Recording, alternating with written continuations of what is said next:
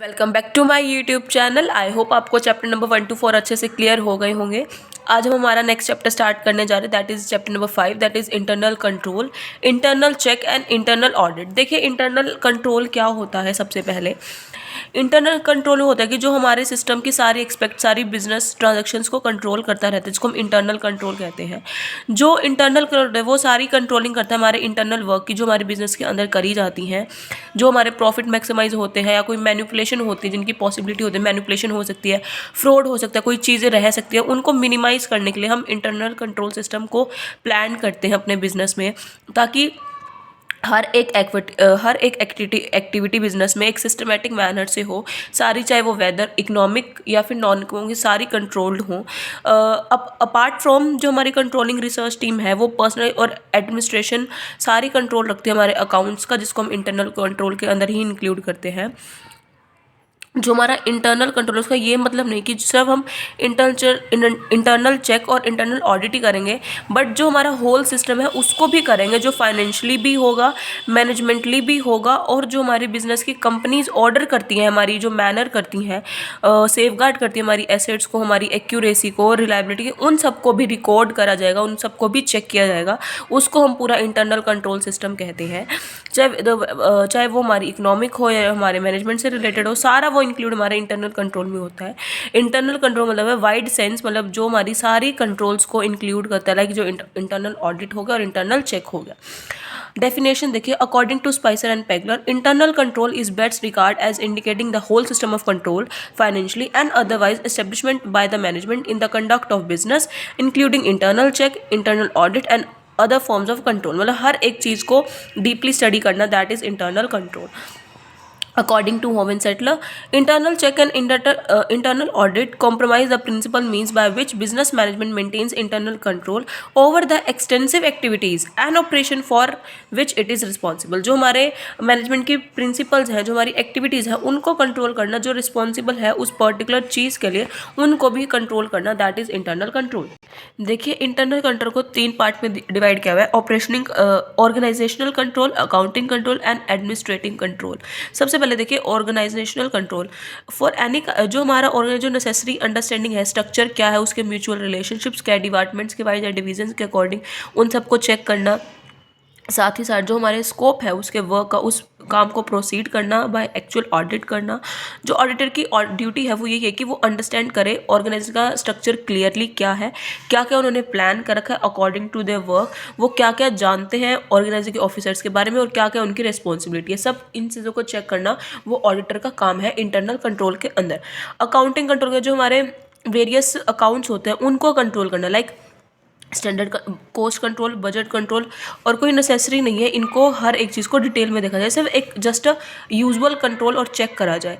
Administration में कौन से होंगे, जो हमारे सारे एफिशिएंट वर्क होते हैं जो ऑफिस में करे जाते हैं अकॉर्डिंग टू एडमिनिस्ट्रेटिव कंट्रोल, उनको ऑर्डरली मेंटेन करा जाए।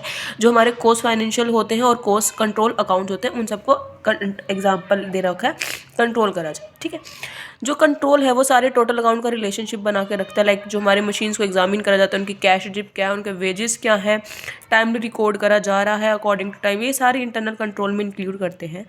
इंटरनल कंट्रोल का जो सिस्टम है उसको अच्छे से सक्सेसफुली इम्प्लीमेंट करने के लिए, ऑडिटर का काम ईजी करने के लिए, उसको ज़रूरी है कि जो रूटीन चेकिंग है उसको रिड्यूस करें, मतलब रूटीन चेकिंग को कम करें, ताकि जो एसेट्स हैं या फिर अकाउंट्स एडिक्वेट करे जा रहे हैं डेली बेसिस, जो पॉलिसीज़ हैं उनकी एफिशिएंसी इंक्रीज़ हो, और उसके बाद ही ये सब काम चेक करा जाए। ऑब्जेक्टिव्स क्या क्या रहेंगे देखिए, जो हमारे एसेट्स हैं वो उनको सेफ्टी प्रोवाइड मिल रही है, उनको कंपेयर करें एक्चुअल एसेट से जो हमारी बुक्स में शोन कर जाइए टाइम टू टाइम, और ये भी इंश्योर करें जो पीपल ऑथराइज्ड है मैनेजमेंट के अकॉर्डिंग जो एसेट्स को देख रहे हैं वो सही है या गलत है। एक्यूरेसी चेक करें, एग्जामिन करें एक्यूरेसी क्या है हमारे अकाउंट्स की, हमारी ट्रांजैक्शन की जो हमारी रिकॉर्ड करी गई है वो करेक्टली रिकॉर्डेड है या नहीं है। उन एस्टेब्लिशमेंट है जो हमारे सेंटर्स की या रिस्पॉन्सिबिलिटी इन रिलेशन जो एक्टिविटीज़ है उनको चेक करें। कंपेयर करें हमारे स्टैंडर्ड्स इंटरनल कंट्रोल को और हमारे एक्चुअल एक्टिविटीज़ को, और एस्टेब्लिशमेंट करें जो हमारी डेविएशन जिनको हमें रिमूव करना चाहिए। जो हमारी पॉलिसीज़ है हमारे बिजनेस के अंडर, उनको इंश्योर करें कि वो अकॉर्डिंग टू मेथड इंश्योर करी जा रही है, एंटर करी जा रही है नहीं है, और कौन सा मेथड यूज़ करा जा रहा है मैनेजमेंट के द्वारा और मैनेजर्स के द्वारा। जो हमारी एफिशिएंसी है वो भी इंक्रीज़ होगी अगर हमारा जो मटेरियल इंक्रीज़ होगा, लेबर इंक्रीज़ होगी, उनके बिजनेस की जो रन हो रहा है उसमें इम्प्रूवमेंट आएगी। तो वो चीज़ को भी चेक करें, इंटरकॉन्सो से ये सारी चीज़ें इम्प्रूव हो जाती हैं। उसके बाद है basis principle of internal control. इसमें क्या आता है, हमारी अकाउंटिंग एसेट्स जो जो जोन से उनको इंश्योर करें, सेपरेट कर दे क्या क्या यूटिलाइज कर रहे हैं और क्या नहीं कर रहे। हर एक टाइम पे सारे काम को डिवाइड करा जाए हमारे एम्प्लॉयज़ के बीच, ताकि जो वर्क है वो ऑटोमेटिकली अच्छे से हो जाए और चेक हो जाए, और जो रिजल्ट है वर्क डन का वो मैच करा जाए हमारे एक्चुअल वर्क डन से जो उन दूसरों ने करा है। फॉर्म्स क्या है हमारे जर्नल इंटरनल कंट्रोल की। सबसे पहले कैश कंट्रोल, जो मेन टास्क होते हैं सबसे पहले रिसीविंग कैश, पेइंग कैश और मेंटेन कैश बैलेंस। इन तीनों चीज़ों को अच्छे से रिटर्न इंस्ट्रक्शन दी जाए हमारे एम्प्लॉयज़ को ताकि उनसे डील करें। इस काम ये करेक्ट है, इनका काम, इस काम की रिस्पॉन्सिबिलिटी हमारे एम्प्लॉयज़ में डिवाइड कर दी जाए ताकि जो वर्क प्रोसीडिंग है वो स्मूथली हो, कोई अल्टरेशन ना करी जाए हमारे एम्प्लॉयज़ के द्वारा। जो भी कैश में होता है 2 और मोर एम्प्लॉयज़ करते हैं, एक्ट करते हैं टुगेदर, ताकि वो ये रखे कि जो हमारी प्लानिंग है और डिवाइडिंग है रिस्पॉन्सिबिलिटी की वो उन दोनों को ही मिली है। जर्नल फैसिलिटी क्या है हमारे कंट्रोल की, जो हमारे इंक्लूड करती है हमारा मेंटेन, जो हमारे अकाउंट्स को मेंटेन करती है, हमारे एम्प्लॉयज़ की एफिशिएंसी को कंट्रोल कर, मतलब सुपरविजन और लीडरशिप, हमारे जो रिलेशन है उनमें कॉर्डल बना के रखते हैं हमारे एम्प्लॉयज़ के। इन सारे सिस्टम को फाइनेंशियली कंट्रोल करना नेसेसरी है हर एक ऑर्गेनाइजेशन की, चाहे वो छोटी हो चाहे बड़ी हो। Control regarding trade transaction, trade transaction में जहाँ पे सेल्स परचेज होती है वो क्लियर होनी चाहिए, स्पेसिफिक रेगुलेशंस पे बेसिस पे होनी चाहिए कि कब कितनी सेल हुई, कब कितना माल गया, और कोई भी एलिमिनेशन नहीं होनी चाहिए। जो परचेज ऑफ गुड्स है, रिसिप्ट ऑफ गुड है, प्रोटेक्शन कहाँ हैंड पे होनी चाहिए, मेंटेन होनी चाहिए अकाउंट। इंपॉर्टेंट टास्क है, चाहे हर एक छोटी से छोटी रिजल्ट भी हुई हो उसमें मिस अप्रोप्रिएशन नहीं होनी चाहिए। सेम एज सेल्स में कोई प्रॉपर सिस्टम होना चाहिए, कौन कौन सी सेल्स गुड करी है, किस में कस्टडी गई है, कौन कौन से मेन अकाउंट हो रहे हैं, मतलब इन सब का प्रॉपर सिस्टम होना चाहिए परचेज और सेल्स अकाउंट का। ये भी बहुत ज़रूरी है, इस पर भी कंट्रोल करना बहुत ज़रूरी है। हमारे एम्प्लॉयज़ की रेम्यूनेशन पे भी कंट्रोल होना चाहिए, चाहे स्मॉल लैब्स है, जब हम सैलरी पे कर रहे हैं, वेजेस पे कर रहे हैं ऑर्गेनाइजेशन के एम्प्लॉयज़ को, तो कोई मिस अप्रोप्रिएशन नहीं होनी चाहिए कैश के रिगार्डिंग। सारी टेक्निक्स, एक प्रॉपर सिस्टम होना चाहिए रेगुलेशन का, उनकी टेक्निक्स का, और जो भी स्पेसिफिक ऑर्डर दे रहे हैं हम सैलरी और वेजेस के, या कोई डिडक्शन हो रही है, रिकवरी आ रही है, कोई एडवांस पेमेंट है, तो इसका पूरा ध्यान रखना चाहिए हमें। कंट्रोल रिगार्डिंग फिक्स एसेट, हमारी जो फिक्स एसेट है उनके अकॉर्डिंग भी हमारा एक ऑर्गेनाइजेशन में पूरा मेंटेन रिकॉर्ड होना चाहिए। कई बार यूजुअली जब हम कॉस्ट लगाते हैं उसमें ना फ्रॉड होने के काफ़ी चांसेस है। क्या करते हैं, हम ज़्यादा दिखा देते हैं, फिर कम दिखा देते हैं जो हमें राइट रिसीव्ड हुई है। एक प्रॉपर सिस्टम होना चाहिए, कोई भी हमारा जो प्रोविज़न है डेप्रिशिएशन का वो भी हमें हर साल लगाना चाहिए, मतलब एक ट्रू एंड फेयर स्टेट होनी चाहिए हमारी एसेट्स के रिगार्डिंग। कंट्रोल रिगार्डिंग इन्वेस्टमेंट, जो हमारे इन्वेस्टमेंट पे फ्रॉड होते हैं, यूजुअली हाई रैंकिंग ऑफिशियल्स होते हैं, जो हमारे ओनर्स होते हैं, कई बार वो स्पेशली कंट्रोल करते हैं हमारी इन्वेस्टमेंट के ऊपर। कंट्रोल रिगार्डिंग स्टॉक, जो हमारे रॉ मटेरियल है, वर्क इन प्रोग्रेस है, गुड्स हैं, उन पे पूरा कंट्रोल होना चाहिए, क्योंकि हर एक ऑर्गेनाइजेशन का हर एक सिस्टम, कंट्रोल सिस्टम अलग होता है। जो हमारे अप्रोप्रिएट सिस्टम है कंट्रोल का ये है कि जो हमारे रिसिप्ट ऑफ गुड है, इशू ऑफ गुड है, गुड इन स्टॉक है, उनका एक अकाउंट मेंटेन होता है ताकि हमें, और एक सर्टेन फिजिकल जो स्टॉक है वो उनको कैरिड आउट रहे एट अ सेम इंटरवल। ठीक है। इंटरनल कंट्रोल एंड ऑडिटर, इसमें क्या होता है, जो हमारे इंटरनल कंट्रोल है, ऑडिटर में उसकी एफिशिएंसी इंक्रीज हो जाती है, क्योंकि वो खुद भी देखता है ऑर्गेनाइजेशन का चार्ट, और साथ ही मैनुअल परफॉर्मेंस भी देखता है, वर्क एलोकेशन के लिए प्रोग्राम प्लान भी करता है, और फिजिकल हैंडलिंग भी करता है। जो हमारा इंटरनल कंट्रोल है वो पूरा ऑडिटर से डिटेल में चेक करता है।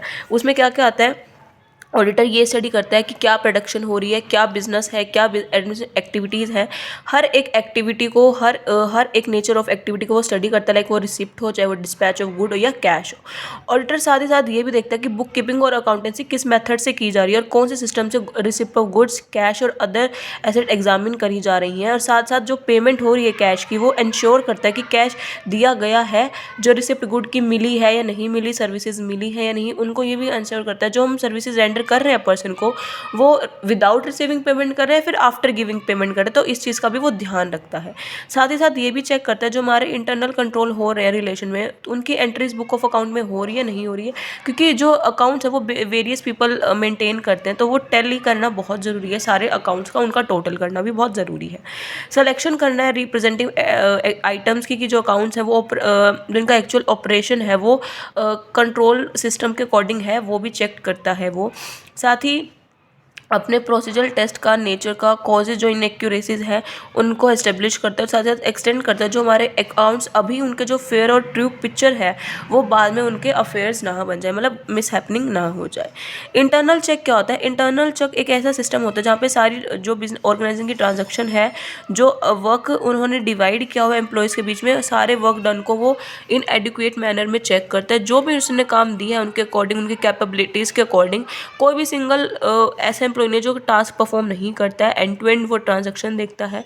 सारे अकाउंटिंग वर्क का कंप्लीट होने बाद वो कोई भी एक ऐसी नोट, कोई भी ट्रांजेक्शन रहती है जिसको हम नहीं करते, लाइक जो एजुकेशनल इंस्टीट्यूशन है जिनकी कलेक्टिंग फीस है, हम एक पर्टिकुलर एम्प्लॉय को दे देते हैं कि 3 टीचर लगाते हैं, एक बीकॉम की करेगा, एमकॉम की करेगा, कोई बीएससी की, कोई एमएससी की, तो इसके अकॉर्डिंग हम सारे देते थे और फिर हम आफ्टर में सब कुछ चेक करते थे कि कोई फ्रॉड और मिस हैपनिंग ना हो रही हो। ठीक है, डेफिनेशन देखिए according to Spicer and Pegler, a system of internal check is an arrangement of staff duties whereby no one person is allowed to carry through or record every aspect of a transaction, so that without conclusion between two or more person fraud is prevented, at the same time the possibility of error are reduced to a minimum, क्योंकि वो कम हो जाती है। इस वजह से हम अपना काम डिवाइड कर देते हैं हर एक पर्सन के बीच ताकि वो कोई भी ट्रांजैक्शन पर्सनली ना करे, भले वो अपनी ड्यूटी के बिहाफ पे करे।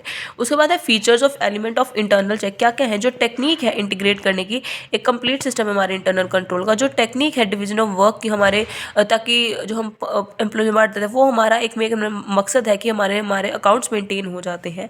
कोई भी एक ऐसा एम्प्लॉय नहीं है जो ट्रांजैक्शन को from beginning to end record करता हो। हाँ, जो वर्क डन होता है एम्प्लॉयज़ के बीच वो एग्जामिन कर जाते हैं इंडिपेंडेंटली बाय अदर एम्प्लॉय। अगर आप ए पर्सन और बी काम कर रहे हैं तो ए बी की करेगा और बी ए की करेगा। इस तरह से हम क्रॉस चेकिंग भी कराते हैं।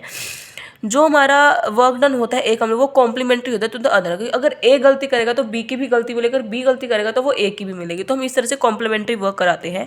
जो एम है इस टेक्निक का यही है कि जो हमारा ऑटोमेटिक सिस्टम है वो डेवलप हो जाए और जो हमारे एरर ऑफ फ्रॉड है वो कम हो जाए। इसमें क्या होता है, जो हमारी बुक कीपिंग और अकाउंटेंसी है वो भी मेंटेन हो जाती है और उनके जो पॉसिबिलिटी है वो भी एक्सटेंड हो जाती है। ऑब्जेक्टिव क्या है? जो हमारे फ्रॉड और एरर है वो प्रिवेंट हो जाते हैं, उनकी कोई डिफिकल्ट मतलब कम हो जाते हैं, इम्पॉसिबल हो जाते हैं। अगर कोई एम्प्लॉय करता है तो वो कमिट कर लेता है। कोई जो भी प्रिवेंशन हम कर सकते हैं, हमारा ऑब्जेक्टिव ये है कि हमारे इस टेक्निक के थ्रू जो भी प्रोविज़न है वो कंपल्सरी एग्जामिनेशन हो जाए और हर एक एम्प्लॉय दूसरे की कर सके और हमारी प्रिवेंशन हो जाए। डिटर्मिनेशन ऑफ रिस्पॉन्सिबिलिटी, इसमें हमारी रिस्पॉन्सिबिलिटी बढ़ जाती है हमारे इंटरनल चेक में और इसमें वर्क डिवाइड हो जाता है ताकि जो हमारी केस और एरर है वो ऑफिसर्स खुद रिस्पॉन्सिबल हेल्ड करें।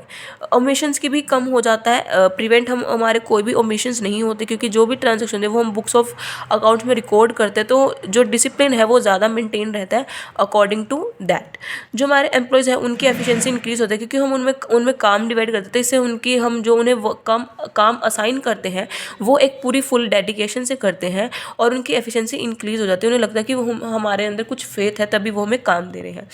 सारे अकाउंट्स प्रिपेयर हो जाते हैं, एक ऑर्गेनाइज का स्ट्रक्चर बन जाता है, डिपार्टमेंट वाइज काम हो जाता है, सबकी एफिशिएंसी इंक्रीज होती है, एरर फ्री मैनर हो जाता है, एक end to end financial accounts prepare हो जाते हैं और क्विकली काम हो जाता है। To case of audit work, जो हमारा इंटरनल चेक है वो अडॉप्ट करता है हमारे ऑडिट वर्क को, वो ईजियर हो जाता है। और जब ऑडिटर एक ऐसा सिस्टम इम्प्लीमेंट करता है तो टेस्ट चेकिंग भी हो जाती है हमारे एग्जामिनेशंस की। फीचर्स देखिए, फीचर्स क्या है हमारे एक एफिशिएंट इंटरनल चेक के लिए? Clear division and distribution of duties and responsibility. जो ऑडिटर है वो काम अपना डिवाइड कर देता है एम्प्लॉयज़ की ऑर्गेनाइजेशन, जिसमें हर एक यूनिट का पर्सन अपनी रिस्पॉन्सिबिलिटी और अथॉरिटी को क्लियरली खाता है। और यहाँ पे जो हमारा स्कोप है, कोई भी स्कोप नहीं रहता इंटरफेरेंस का। जो हमारे एरर हैं वो कम हो जाते हैं और जो एम्प्लॉयज़ हैं उनका काम, उनकी एफिशिएंसी इंक्रीज़ हो जाती है। सडन चेंज इन ड्यूटीज़, जो कोई भी किसी भी एम्प्लॉय को अलाउ नहीं करा जाता कि वो किसी अकाउंटेंट का पर्टिकुलर पे दूर तक करे, मतलब टाइम लगा के करे। हर एक वर्क को रोटेटली करा जाता है और जो रोटेशन होती है ये रखा जाता है कि हर एक काम का हर एक बिजनेस का काम होगा और जो रोटेशन होती है वो डिज़ायरेबल होती है ताकि विदाउट प्रायर इन्फॉर्मेशन एम्प्लॉयज़ काम कर सके। Accounting for a single transaction by various person, जो ट्रांजैक्शन होती है वो कोई भी ट्रांजैक्शन रिकॉर्ड नहीं कराई जाती beginning to end with the same person. सारा काम कंप्लीट होगा तभी सारी वेरियस ड्यूटीज़ डिफरेंट पर्सन को अलॉटेड करी जाती हैं। ऑटोमेटिक चेक, कोई भी एम्प्लॉय ब्लाइंडली ट्रस्ट नहीं होता। हर एक एम्प्लॉय को नॉर्मली काम दिया जाता है और उसको 1 और मोर पर्सन ज़्यादा चेक करता है ताकि एग्जामिनेशन ऑटोमेटिक हो जाए और कॉन्टीन्यूसली हो जाए। पर्सनल सुपरविजन, जब हम अकाउंट से रिलेटेड अपनी रिसिप्ट या पेमेंट ऑफ कैश हम देते हैं, कोई भी होती है, तो वो पर्सनली सुपरवाइज करी जाती है एक सीनियर के द्वारा। एक ऑफिसर की रिस्पॉन्सिबिलिटी होती है कि वहाँ पे गुड्स का आना जाना होता है और कैश का भी आना जाता होता है। कैश कंट्रोल, जो हमारा एडिक्वेट मेंटेन होता है रिसिप्ट और पेमेंट ऑफ कैश का, वो पूरा कंट्रोल होता है। जो कैश है वो पर्टिकुलर डे पे कलेक्ट करा जाता है ताकि बैंक में आए सेम डे पर। और जो एम्प्लॉयज़ होते हैं वो कैश को मैनेज करते हैं बट बुक्स ऑफ अकाउंट में मैनेज एक्सेस नहीं करते हैं। कोई भी सेलर होता है गुड्स का जो एंट्रीज मेंटेन करता है वो भी ऑथोराइज करी जाती है कि वो कैश में रिसीव हुई है नहीं है। एज फार एज जो पेमेंट होती है वो थ्रू चेक की होती है। गुड्स कंट्रोल, जो सिस्टम होता है ऑर्डर ऑफ परचेज का या रिसिप्ट ऑफ गुड्स का, डिस्पैच ऑफ गुड का, वो वेरियस डिपार्टमेंट में टाइटली कंट्रोल होता है और किसी भी एम्प्लॉय को अलाउ नहीं करा जाता कि वो गुड्स को आउटसाइड लेके जाए without any proper authorisation. Accounting control, जो हमारे सेल्फ बैलेंस सिस्टम होते हैं वो अडॉप्ट करे जाते हैं। जो हमारा अकाउंट है वो भी मेंटेन कर जाते हैं, हमारे लेबर भी सेव कर जाती है। और जो हमारे मशीन्स के अकाउंट होते हैं या कैश रजिस्टर होते हैं वो टाइम टाइम रिकॉर्डिंग होती रहती है मशीन की, ताकि एक मैक्सिमम एक्सटेंट पॉसिबिलिटी रहे उस पर कंट्रोल होने की। कोरस्पोंडेंस सिस्टम, जो हमारे ऑर्गेनाइजेशन का ओपन और मेल रिसीव्ड होता है वो एक रेस्पॉन्सिबल ऑफर्स की होता है। जो भी सारे नेसेसरी लेटर्स है, रजिस्टर है या फिर मनी ऑर्डर्स है वो ही हैंडल करता है और ये भी ध्यान रखता है कि वो एंटर्ड हो रहे हैं रजिस्टर में या नहीं हो रहे। अगर कोई चेक और थ्रू है रिसीव हो रहे थ्रू मेल के तो वो भी उसे क्रॉस चेक करता है और कैशियर को हैंड ओवर कर देता है। कंपल्सरी, अगर एम्प्लॉयज़ लीव लेना कोई लीव नहीं ले सकते और ना ही फ्यूल लीव ले सकते हैं, तो वो अगर कोई फ्रॉड या मैनिपुलेशन करते हैं उस टाइम पे ऑडिटिंग के द्वारा तो वो कमिट कर लेते हैं, तो उनके पास कोई भी चांस नहीं रहता, वो डिटेक्ट नहीं कर सकते। अगर हम किसी एम्प्लॉय को सेंड कर रहे हैं, लीव दे रहे हैं एटलीस्ट 1 ईयर के लिए, तो वो एब्सेंट है उस काम के लिए, ये भी चेक करा जाएगा। जो हमारे डेटर्स और क्रेडिटर है वो भी रेगुलरली चेक करे जाते हैं ताकि हमें पता लगे कि इन अकाउंट्स में कौन कौन करेक्ट है और कौन नहीं है। हमें ये मिल जाता है कि किसने हमारे पास एग्जामिन करा है, हमारे कौन टॉप ऑफिशियल है वो भी एग्जामिन करे जाते हैं। फिक्स रूल, हर एक special transaction date, bad debts की, अलाउंसेंस की, रिटर्न कमीशन की, तो उनके लिए स्ट्रिक्टली अकॉर्डेंस है, हमारे रूल्स हैं जो हमारे अकाउंट में मेंटेन होते हैं। फाइलिंग सिस्टम, जो हमारा एक प्रॉपर सिस्टम है फाइलिंग का, कोरस्पेंडिंग डॉक्यूमेंट्स का फाइल का, वो भी प्रॉपर सिस्टम के अकॉर्डिंग ही करे जाते हैं। सेफ्टी मेजर, जो हमारे सेफ्टी मेजर क्या है वो भी टेक कर ले जाते हैं। जो हमारी रिसिप्ट्स होती हैं बुक में या चेक बुक होती हैं, बिल बुक होती हैं एक्सेट्रा, उनको भी बिजनेस में यूज़ करा जाता है और उनके ऊपर पूरे सेफ्टी मेजर होते हैं कि भाई क्या सही है और क्या गलत है। फ्लेक्सिबल सिस्टम, जो हमारा इंटरनल सेक्टर है वो पूरा फ्लेक्सिबल है, इतना कैपेबल है, अगर हम कोई भी मॉडिफिकेशन करते हैं, हमारे चेंजिंग करते हैं हमारे सर्कमस्टेंस में, तो हमारा सिस्टम उसी के अकॉर्डिंग फ्लेक्सिबल हो जाता है, उसी के अकॉर्डिंग ढल जाता है उसी काम में। पीरियोडिक रिव्यू, जो हमारे इंटरनल चेक होते हैं वो इवैल्यूएट होते रहते हैं टाइम टू टाइम, तो जो प्रोविजन मेड करे जाते हैं नेसेसरी चेंजिंग पे फॉर द सेम टाइम, तो उसका भी हमें एक पीरियोडिक रिव्यू मिलता रहता है हमारे मैनेजर्स के थ्रू, हमारे ऑफिशियल्स के थ्रू, हमारे एम्प्लॉयज़ के थ्रू। ठीक है, तो बस आज के लिए वीडियो को यहीं तक करते हैं क्योंकि वीडियो बहुत लंबी हो गई है। तो इस वीडियो को ध्यान से सुनना, लास्ट तक सुनना। कोई डाउट हो तो कमेंट सेक्शन में कमेंट करके बता देना। सो वीडियो को लाइक, शेयर, कमेंट कर देना, चैनल को सब्सक्राइब कर देना। Thank you, have a nice day. कल मिलते हैं न्यू वीडियो के साथ और इस चैप्टर को कंटिन्यू करते हैं।